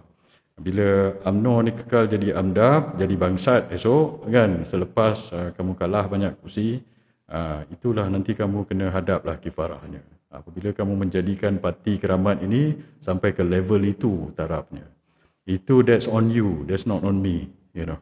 Sebab saya dah bagi tahu saya punya apa ni orang kata I've said my piece. You understand? So sebab itu saya kata, you know, you should have courage now. You didn't have courage for the last 8 years, but you should have courage now. Kamu kena kental sikit lah. Ini penakut, nak jadi pembangkang, nak tinggalkan kerja bendani pun pengecut. Mana boleh macam itu? Nak berjuang tapi penakut. Okey. Apa lagi tanya soalan? Dah sejam lebih dah. Okey, banyak juga orang melihat ni. Okey, pendapat saya tentang Parti Rafizi. Parti apa tu? Ini satu lagi lah, PG. Saya dah cakap, saya kata, aduh, setiap kali ni yang boleh memecah-mecahkan ni, bila tak puas hati buat parti baru, tak puas hati buat parti baru. So tak apalah, saya reserve my comment lah on parti baru. Apa bersamdap? Parti baru dia apa? Bersama. Parti Sang Kancil. Hai PG okey lah, kalau kamu buat parti baru, ada apa ni orang kata, kamu nak, yelah kamu nak lawan PKR ke apa, teruskan lah. PG saya tak halang lah, sebab as long as kamu lawan Anwar Ibrahim, kamu teruskanlah buat kerja kamu. So saya tak mau komen pasal itulah. So teruskan lawan Anwar Ibrahim, dan teruskan lawan DAP, dan itulah ya. So okay, I reserve my comment on parti Rafizi dengan Nik Nazmi ni. Okay, lagi bersamamu parti bersamamu. Dia masalah Rafizi ni macam ni. Sebab dulu masa dia pembangkang, dia superstar lah.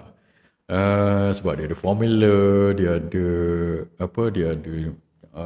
big idea, you know. Macam mana, kalau dia pun macam Anwar Ibrahim juga lah. Anwar Ibrahim version tua, dia version muda, PG ni. So dia the big idea, kita kena ni, subsidi ni hak rakyat, kita boleh turunkan harga minyak at 1 PRU dululah, bila 10 tahun lepas ke berapa ni, dia cakap boleh turun sampai RM50. Lepas tu beli kereta Myvi harga berapa puluh ribu. So he has all these ideas. Tapi masalahnya ada satu, iaitu dia tak ada pengalaman buat benda ni dasar betul-betul. So dia boleh cakap lah, memang sebenarnya kalau orang tak pernah buat dasar, orang tak pernah ada dalam kerajaan, mentadbir, cakap memang senang tau. Cakap semua orang boleh cakap, sembang babi pun boleh terbang. Macam kita cakap, saya cakap selalu lah. So macam Rafizi ni, Nazmi, you are smart guys, you know, I know, you know, you're very smart guys. I know Rafizi ni way back from 1991-92 tau. Saya dah cakap, saya menang pemidato terbaik kebangsaan dalam bahas Piala Perdana Menteri tahun 91. Dia menang tahun 1992. Sebab itu saya know Rafizi ni way back. He's a very smart guy. Kamu smart Rafizi, kamu ada big idea. Ni Nazmi pun sama. Tetapi kamu tak ada pengalaman. So without the pengalaman mentadbir, kamu suka cakap je. Lepas itu bila kamu masuk dalam kerajaan, kamu terkejut, culture shock. No. Alamak, apa yang aku cakap dulu sembang ni semua tak boleh buat. Ataupun aku cakap tu, what was I saying or something like that. Ataupun macam you have no idea, kamu in way over your head, dalam bahasa orang putih lah. Dalam bahasa Melayu in way over your head tu, macam baru kamu culture shock dekat situ, because you don't know what you're doing. So bila kamu masuk, kamu tak ada pengalaman, you didn't know what you were talking about. Sekali dibagi peluang untuk kamu jadi menteri, kamu tak boleh buat, and you don't know what to do. So kamu fail, sebab itu kamu sendiri letak jawatan. Tahu tak? Bukan kamu dipecat dalam menteri, kamu sendiri letak jawatan. So bila kamu letak jawatan, and then benda formula kamu semua tak jalan, Lepas itu yang si Ramanan kata apa kamu pergi buat vending machine tu jual tu 50 juta. Betul ke? Saya tak ingat lah. Betul ke tak? Ini Ramanan yang cakap. Tapi masalahnya apa dasar-dasar dengan inisiatif kamu dalam kerajaan selama beberapa tahun kamu dalam kerajaan itu tak membuahkan hasil dan gagal. So that is this thing is going to haunt you tau. Akan menghantui kamu for the rest of kamu punya political career. Ini yang menjadi masalah kamu. Bila kamu buat parti baru, orang tengok apa kamu ni. Kamu tu sembang kencang. Lepas tu bila masuk kerajaan, kamu tak boleh buat apa. Kamu gagal. Lepas tu sekarang nak buat parti baru, kamu nak bawa cerita apa lagi ni. Formula apa lagi ni. Itu menjadi masalah kamu. So sebab itu saya cakap, perjalanan saya lain. Sebelum saya jadi, orang tanya, Syam Jalil, apa kamu buat dalam kerajaan? Saya 20 tahun tau. Lebih kurang 20 tahun dalam kerajaan tau. Dan saya memang buat dasar. Saya buat dasar dalam kerajaan. Kira-kira yang kamu kata kira-kira apa subsidi tu. Tok Rafizi kata, Syam Jalil masa dalam EPU konon dia cakap macam dia menteri. Fizi, masa aku dalam EPU memang bukan aku menteri. Ada menteri. Tapi kau ingat yang buat kira-kira tu menteri ke? Bukan menteri yang buat kira-kira. Yang buat kira-kira tu the detail itu pegawai macam akulah. Menteri, kalau kamu tak tahu benda, asyik kena tipu je lah dengan pegawai atau dengan konsultan. Tetapi orang macam yang saya sendiri buat kira-kira tu, kalau ada konsultan ke pegawai ke menteri ke, Wak Imam menteri baru ke yang nak kencing aku, tak boleh. Kamu faham tak? Sebab itu aku ajak kamu berdebat, aku ajak Zafrul berdebat. Kamu semua ni tak berani. Sebab you don't know what you talking about. Kamu cakap jadi kayangan-kayangan, kamu tak tahu macam mana benda itu dikira, macam mana benda itu dibuat. Kamu tahu chat GPT macam itu lagi. Chat GPT lepas tu Google sikit. Aduh. I've gone through all this thing 20 tahun lepas tau. Saya dah buat kira-kira tu, saya dah argue dengan konsultan-konsultan ni, saya dah argue dengan pakar-pakar ini dah 20 tahun. So sebab itu bila saya buat argument berkenaan dengan dasar di peringkat politik macam sekarang ini, saya boleh agak benda mana yang masuk akal, benda mana yang tak masuk akal. Kalau benda yang cakap siapa pun boleh janji, nak janji ni, nak janji itu, semua Anwar Ibrahim, semua boleh janji. Yang sekarang dia jadi Perdana Menteri, bukan sahaja benda yang kamu janji tak buat, kamu pusing, terus terbalik yang kamu buat. Janji turun minyak, turun 6 sen, naik RM6. Terbalik kamu buat. So sebab itu saya cakap, masalah Rafizi dengan Nik Nazmi adalah benda itu. Kamu dulu cakap banyak, masuk kerajaan, kamu tak perform, kamu gagal. Sekarang ni kamu keluar, kamu nak berjuang apa ini? Lepas itu kamu kata kamu nak buat apa, orang kata nak perjuangkan pasal isu salah guna kuasa dan rasuah. At the same time, Anwar tengah attack kamu pasal kerajaan tengah attack kamu pasal satu kes rasuah. So dekat mana, macam mana itu? So sebab itu saya kata, you have a lot of explaining to do. And you have a lot of macam mana kata credibility punya issues that you need to address before your party even can take off. Sebab bila kamu nak bincang pasal dasar kerajaan, orang akan tanya, kamu dulu jadi menteri ekonomi, kamu buat apa? Lepas tu kamu sendiri overwhelmed, tak tahu apa nak buat, kamu sendiri letak jawatan. So this is the issue with you, Rafizi. But it's not too late, kamu masih muda. In fact, kamu dua orang ni, you are younger than me, you know. So you still have time, you know. Learn from your mistake. And sekarang ni saya tak mau kacau kamu sebab kamu tengah lawan Anwar Ibrahim. So kita sama-sama lah pastikan Anwar Ibrahim dengan DAP ni tak berterusan memegang duit kita dan membuat keputusan yang menyusahkan rakyat. Okey, lagi 8,000 lebih mata ni campur ini 10,000 mata melihat malam ni. Okey, lagi tanya last sekali soalan lah sebelum saya masuk tidur, esok saya kerja tuan-tuan. Calon pilihan PM, saya dah cakap banyak kali, Perdana Menteri PAS kena jadi Perdana Menteri lah. Kali ni PAS kena Perdana Menteri. Siapa-siapa pun bergantung pada PAS. Saya bebas, saya bukan ahli mana-mana parti, tapi saya menyokong supaya PAS jadi Perdana Menteri. Okey. PRU bila? Saya dah kata. Saya ingat Anwar Ibrahim akan tengok PRN 3 negeri ni untuk dia ambil data, untuk dia sampel sentimen rakyat. Lepas tu dia akan buat keputusan sama ada dia nak panggil PRU bila. Saya kalau nak straight and categoric punya answer from saya rasa first quarter next year. Sama ada bulan 2 atau bulan 3, first quarter next year.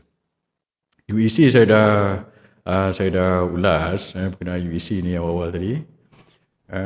Lagi PAS kena jadi PM. Dan kepada pengundi-pengundi lah, Wak Ima di Johor, saya nak ulang balik bagi peluang lah kepada PAS dekat situ dengan Perikatan Nasional. Mereka di Johor, mereka tak sekuat Barisan Nasional. Sekarang ni Barisan Nasional tengah bergaduh dengan PH. So biar dia bergaduh, but jangan kasih BN menang besar sangat kat situ. Nanti Zahid Hamidi berkepak. So bagilah peluang kepada PAS dan Perikatan Nasional pula. Ada kursi-kursi tu yang kita boleh bagi peluang dekat mereka. Dan kalau kamu orang tak nak UMNO ni dikawal oleh AMDAP, you know what to do lah, macam saya cakap tadi. Okay, saya masuk bertanding, saya parti pun tak ada. Tengoklah nanti bila nak closer to election nanti, tengoklah nanti kita bincang kemudian lah. We cross the bridge when we get there lah. Okay. Presiden apa ni, ada orang komen Presiden UMNO heret parti sekali berkenaan masalah dia, betul lah tu. Okey, bersama bakal Menteri Ekonomi. Menteri saya dah cakap lama dulu, saya kata Kementerian Ekonomi ni tak sepatutnya ada. Sepatutnya dulu Kementerian Ekonomi ni unit perancang ekonomi di bawah Jabatan Perdana Menteri. It's not supposed to be kementerian. So dibuatnya kementerian dulu. Saya ingat zaman mana nak kasih orang jadi menteri lah. So saya kalau ingat nanti bila insyaAllah bila Kerajaan Perikatan Nasional PNBN ke jadi kerajaan balik, saya cadangkan kita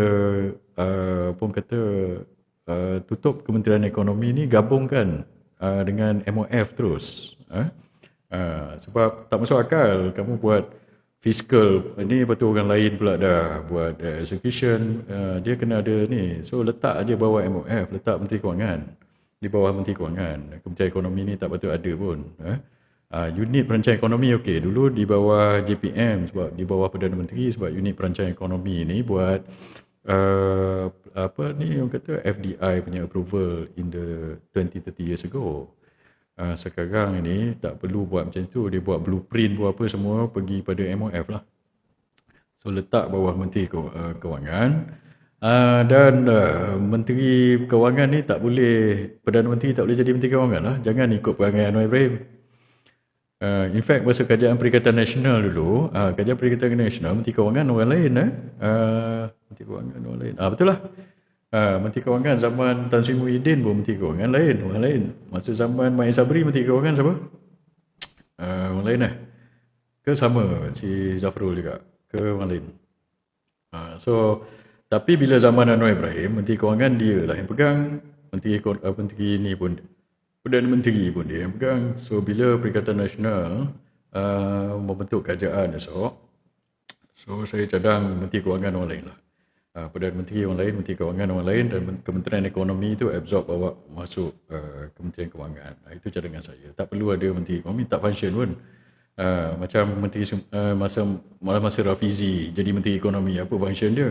Dia pergi buat vending machine, entah apa ke benda, vending machine nasi lemak, spend 7 juta, apa ke benda. Jadah. Lepas itu budak sekarang ni, tak siapa nama dia, saya pun tak ingat budak ni. Dia pergi melawat tapak, maki-maki kontraktor. That's not the job. You know, I understand kamu nak buat konten, nak pergi konten, pergi maki-maki orang dekat bawah, buat konten lah, projek tak siap. But if you have to do that, maksudnya you're not doing your work as a menteri. Menteri ni, kamu di atas. Bukan saya cakap menteri tak perlu lawat kawasan. Menteri perlu lawat kawasan. Tapi bukan sampai kamu pula dah pergi maki-maki orang, kenapa ni tak siap, ni jadual begitu. La ilaha illallah. If you have to do that, maksudnya you're not good at your job. Maksudnya, because sebagai menteri, orang bawah kamu, agensi bawah kamu ni ramai, tahu tak? So bila kamu, itu pasal saya kata budak-budak baru ni ataupun menteri-menteri baru ni, they don't know what they're doing lah. Dia tiba-tiba je masuk dilantik jadi menteri atau timbalan menteri. Macam mana mekanisme pelaksanaan dan mekanisme how government operate pun they don't understand. Ini yang menjadi masalah. Sebab itu kita kena tolak lah kerajaan hari ini. UMNO betul ada menteri berpengalaman, tetapi menteri berpengalaman UMNO kalau mereka jadi AMDAP dan jadi pak turut aja, itu baik tak payah. Macam Zamri bila masuk KPT, kamu patutnya dalam awal-awal dalam mesyuarat kabinet ni kamu bantah. Tapi kamu nak bantah macam mana, sebab kamu dah jadi pak turut lah. Takut bantah kan Anwar Ibrahim replace kamu daripada jadi menteri. Saya faham lah masalah kamu. Tetapi bila kamu, walaupun kamu ada pengalaman, tapi bila kamu jadi menteri di bawah AMDAP, terpaksa ikut Presiden AMDAP dan terpaksa ikut Perdana Menteri daripada PH ini, kamu jadi tak function. Tiba-tiba jadi tak boleh buat apa lah. Sama ada kamu tahu tak tahu, tetapi memang kamu tak function. Okey. Lagi tuan-tuan, last sekali lah saya ambil sebelum kita dah 1 jam setengah. Macam-macam kita cerita ni. Jadi hilang ingatan. Okey. KJ apa cerita? KJ saya tak tahu, kena tanya dia lah. Dia mungkin tengah cari-cari kursi lah. Itu hari kawan saya bagi tahu saya tak perlu bagi tahu lah nama kawan saya itu siapa kan. Dia kata KJ telefon dia. KJ telefon dia minta dia tolong. Ini saya dengar hearsay lah. Bukan daripada KJ, daripada kawan saya. Kalau kawan saya itu bohong, dia bohong. Maksudnya cerita ni tak betul lah, saya tak tahu. Tapi saya percayalah kawan saya itu, saya tak rasa dia bohong. Dia kata telefon KJ telefon dia minta tolong untuk KJ reki-reki nak bertanding di Putrajaya. So ini kawan saya bagi tahu saya lah. So pada KJ aku nak tanya kau, betul ke kau pergi telefon orang, kau nak reki-reki bertanding Putrajaya? So jawab lah. Itu je lah saya nak tanya dia, betul tak betul, dia jawab lah. Mungkin dia tengah mencari kursi lah sekarang ni. Okay. Apa lagi? Senator baru DAP saya tak tahulah. Tuan collab dengan dengan Azri Papagomo. Itulah Azri bagus. Dia banyak pergi check dia pergi dengar dia punya live.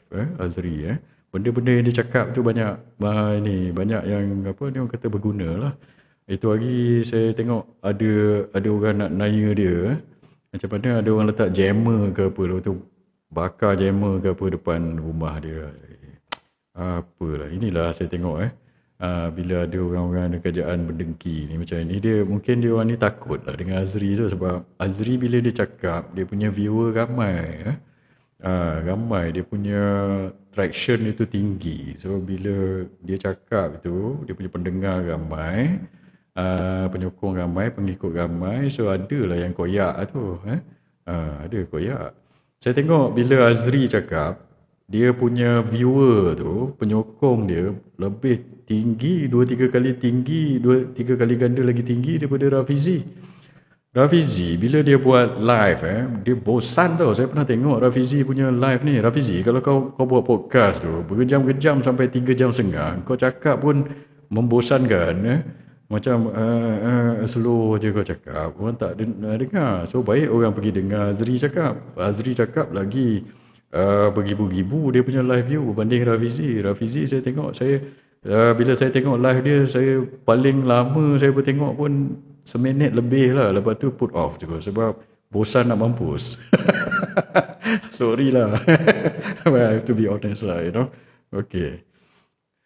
Saya tengok because FYP, bukannya saya sendiri pergi cari dalam TikTok kadang atau betul ni FYP tau. FYP apa benda budak ni cakap, bosan scroll.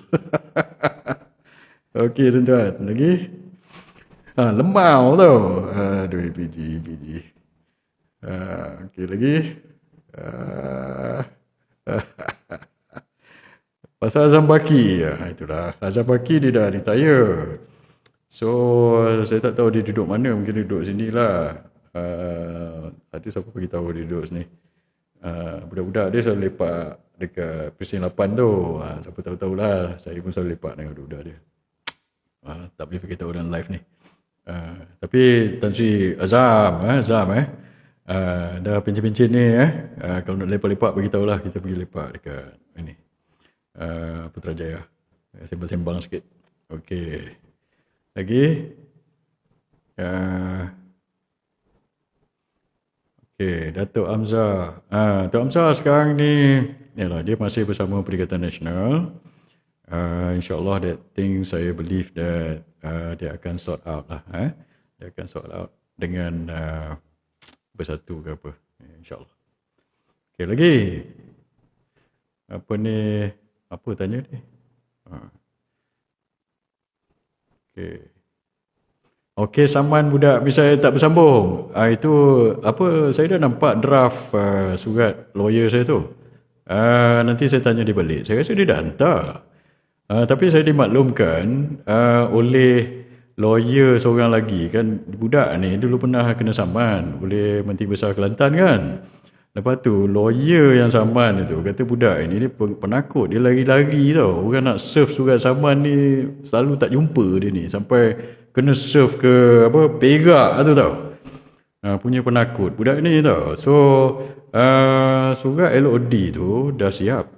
Tapi ini tanya lawyer saya, adalah tu, dia dah serve lah tu, ataupun dia pergi cari. Tapi nanti kejap lagi saya tanya lawyer saya balik, sama ada dia dah berjaya serve ke tidak, sebab lawyer saya pun sibuk. Lawyer saya ni Rafiq. So nanti saya tanya Rafiq, sebab dia dah tunjuk saya draft tu. So ini dia yang hantar, bukan saya, dia kena lawyer yang hantar tau. So nanti tunggulah. Saya ingat budak ni terkencing kot nanti, budak misai ni. Itulah dia lajak sangat kan. Okey lagi. Apa pandangan tentang Hassan Karim? Okey. Ini dah kita sembang-sembang pula ni. Hassan Karim, okeylah. Pak Hassan. Dia ni salah seorang pejuang reformasi lah. Tapi saya rasa dia pun kecewa sebab perjuangan reformasi dah jadi reformati. Sama juga ni macam budak-budak Rafizi lah. Siapa ni yang budak Sarawak, itu 2 orang kat Sarawak tu kan. So mereka kecewa lah dengan perjuangan reformasi.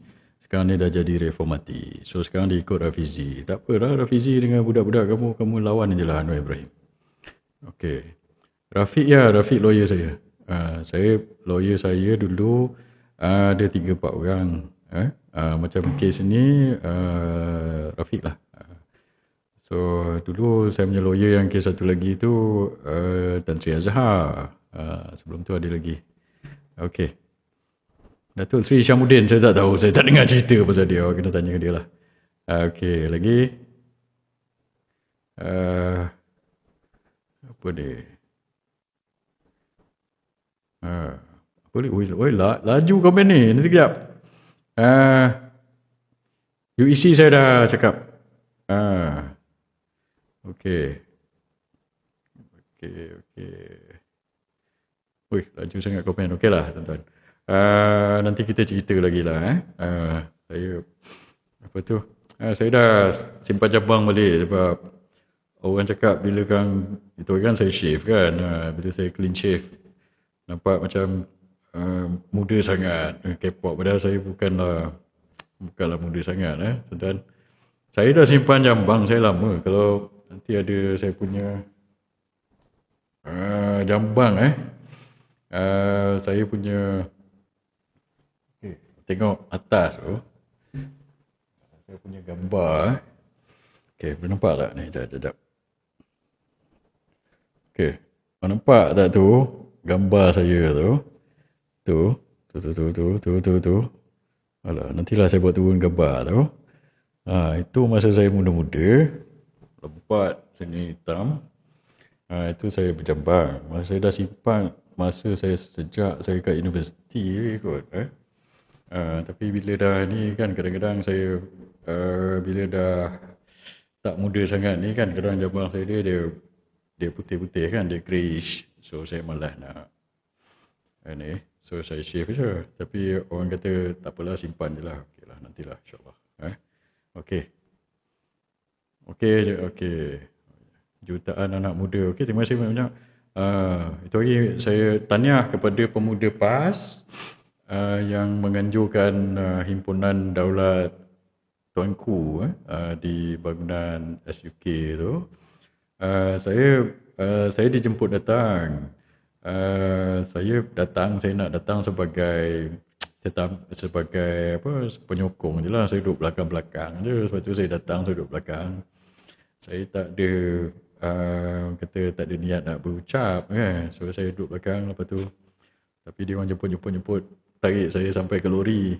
Okey lah. Lepas tu dari lori tarik naik atas lori. Lepas tu tarik naik lori bagi mikrofon.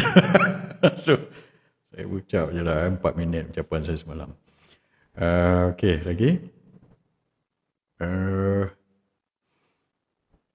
Gelombang Selangor insyaAllah. Okey, di Selangor ni saya akan bantulah di tempat dekat-dekat lah. Macam saya duduk Putrajaya, so saya akan bantu Razi Jidin lah di Putrajaya ni insyaAllah. Lepas itu saya akan teruskan jelajah saya. Lepas tu di sini di Selangor saya akan bantu siapa-siapa jemput, nanti insyaAllah saya pergilah. Lepas itu dan saya duduk sebelum ini saya duduk di island. Di island ni kawasan Sepang. Lama juga saya duduk sejak 2018. So I stayed there for about sampai 2018 sampai 2025, 7 tahun di Sepang tu, di island tu. Lepas tu saya pindah. Dan so saya akan ada ni. So saya akan tolong Sepang ni dekat dengan rumah saya, Putrajaya, dan also Shah Alam, sebab kawan-kawan saya ramai di Shah Alam. So ini try parliament area ni senang sikit saya pergilah, saya akan bantu lah. Azman Ronaldo, terima kasih. Okey. Okey tuan-tuan, itu saja. InsyaAllah nanti kita borak lagi. Wabillahi taufiq wal hidayah. Wassalamualaikum warahmatullahi taala wabarakatuh. Terima kasih.